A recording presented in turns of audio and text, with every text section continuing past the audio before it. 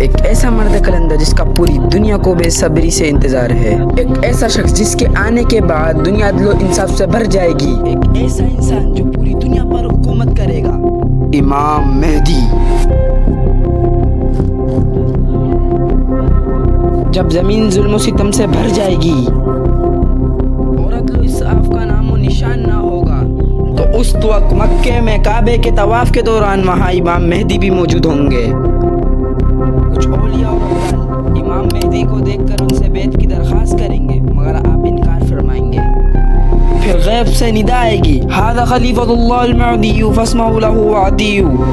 یہ اللہ کے خلیفہ مہدی ہیں, ان کی بات سنو اور ان کی اطاعت کرو.